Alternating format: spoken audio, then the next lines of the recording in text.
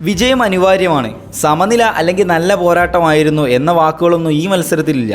വിജയിച്ചിട്ടില്ല എങ്കിൽ പിന്നെ മൂഡ് താങ്ങാനായിട്ട് ഈ സീസണിൽ ഒരൊറ്റ ആരാധകനെ പോലും Kerala Blasters ആരാധകരോ മാനേജ്മെൻറ്റോ കാത്തിരിക്കേണ്ടതില്ല.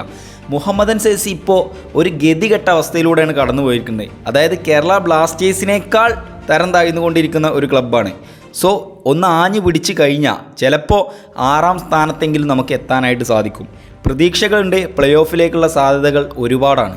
Welcome back to another video. Mohammedan S versus Kerala Blasters ഞായറാഴ്ച നടക്കാനിരിക്കുന്ന സീസണിലെ ഇരുവരും തമ്മിലുള്ള രണ്ടാമത്തെ പോരാട്ടം കൊച്ചിയിലെ ജവഹർലാൽ നെഹ്റു സ്റ്റേഡിയത്തിൽ കേരള ബ്ലാസ്റ്റേഴ്സിൻ്റെ ഹോം ഗ്രൗണ്ടിൽ വെച്ച് നടക്കാൻ പോകുന്ന മത്സരത്തിൻ്റെ ഒരു പ്രത്യേകത എന്ന് വെച്ചാൽ കാണാൻ ആരാധകരുമില്ല, കളിപ്പിക്കാൻ കോച്ചുമില്ല. സോ കോച്ച് ഉണ്ടാകും, അത് നമ്മുടെ അസിസ്റ്റൻറ്റ് കോച്ചും പിന്നെ നമ്മുടെ റിസർവ് ടീമിൻ്റെ മെയിൻ കോച്ചും ആയിരിക്കും. അതുപോലെ തന്നെ ആരാധകരുണ്ടാവും. മഞ്ഞപ്പട വിറ്റ ടിക്കറ്റ് എടുത്ത് കളി കാണാൻ വരുന്ന ആരാധകരുണ്ടാവില്ല എന്ന് മാത്രം.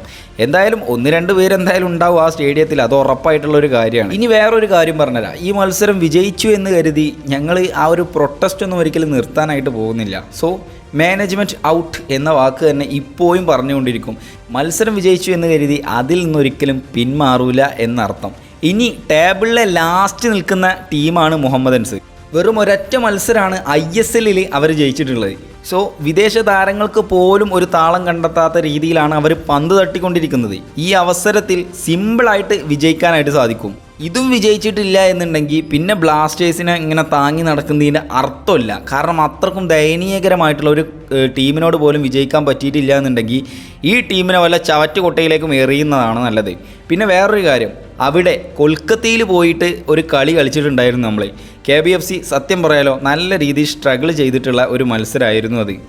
അപ്പോൾ ഇവിടേക്ക് വരുമ്പോഴും മുഹമ്മദൻ സെസിയാണ് എന്ന് കരുതി സിമ്പിളായിട്ട് അടിച്ചിരിക്കാമെന്ന് കരുതി പോയിട്ട് കാര്യമില്ല. കാരണം നമ്മൾ കേരള ബ്ലാസ്റ്റേഴ്സാണ്. കുറച്ച് കാലമായിട്ട് ഇങ്ങനെ ഏത് ദയനീയമായിട്ടുള്ള ടീം നമുക്കെതിരെ വന്നാലും ഓല് ജയിക്കുന്ന ഓരോ ഘട്ടങ്ങളാണ് നമ്മൾ കണ്ടുകൊണ്ടിരിക്കുന്നത്. അതുകൊണ്ട് നല്ലൊരു മെൻറ്റാലിറ്റിയോട് കൂടെയും അതുപോലെ തന്നെ കിടിലൻ ടീമുമായിട്ടും കളിക്കളത്തിലേക്ക് ഇറങ്ങാനായിട്ട് ശ്രമിക്കണം. ഉള്ളതിൽ കിടിലൻ ടീമാണ് ഉദ്ദേശിച്ചത്. ഇനി നമുക്ക് 4-3-3 വെച്ചിട്ട് ഞാനൊരു പ്രഡിക്ഷൻ ലൈനപ്പ് സെറ്റാക്കിയിട്ടുണ്ട്. ഇതിൽ ഞാൻ ഇന്ത്യൻ ഡിഫൻസിനെയാണ് കൊടുത്തിട്ടുള്ളത്. പ്രബീർ ദാസ്, അതുപോലെ തന്നെ പ്രീതം കോട്ടാലി, നവോച്ച സിംഗ്, ഹോർമി പാമ്. സോ ഇതിൽ ആരെങ്കിലുമൊക്കെ ഒന്ന് ചേഞ്ച് ചെയ്തിട്ട് നമുക്ക് സഹീഫിനെ ഇറക്കിയാലും കുറച്ചുകൂടെ ഉപകാരം ഉണ്ടാവും. പിന്നെ മധ്യനിരയിൽ വിപിൻ തിരിച്ചെത്തുമോ എന്നുള്ളത് ഒരു ചോദ്യചിഹ്നമാണ്. എന്തായാലും നമ്മൾ മധ്യനിര കൊടുത്തിട്ടുള്ളത് കൊയ്ഫിനെയും ഫ്രെഡിയെയും ലൂണയെയും കൊടുത്തിട്ടാണ്. ഇനി നമ്മളെ മുന്നേറ്റ നിരയിലേക്ക് വരുമ്പോൾ ഹിസസും അതുപോലെ തന്നെ കോറോ സിംഗും നോഹ സദോയും, ഈ 3 താരങ്ങളും കൂടെയാണ് കൊടുത്തിട്ടുള്ളത്. സോ ഇതിൽ പല മാറ്റങ്ങളും വരാനായിട്ടുള്ള സാധ്യതയുണ്ട്. ഇതിൻ്റെ പ്രഡിക്ഷൻ മാത്രമാണ്.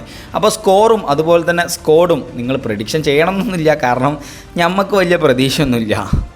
എന്നാലും വീഡിയോ പറ്റിയുള്ള നിങ്ങളുടെ അഭിപ്രായങ്ങളും കമൻറ്റ് ചെയ്യുക. അതുപോലെ സ്കോറും സ്കോഡും എല്ലാം പ്രഡിക്ഷൻ ചെയ്തിട്ട് നിങ്ങൾക്ക് കമൻറ്റ് ചെയ്യാൻ പറ്റുന്നതാണ്. മറ്റൊരു വീഡിയോയിൽ വീണ്ടും കണ്ടിട്ടാം. അതിരിക്കും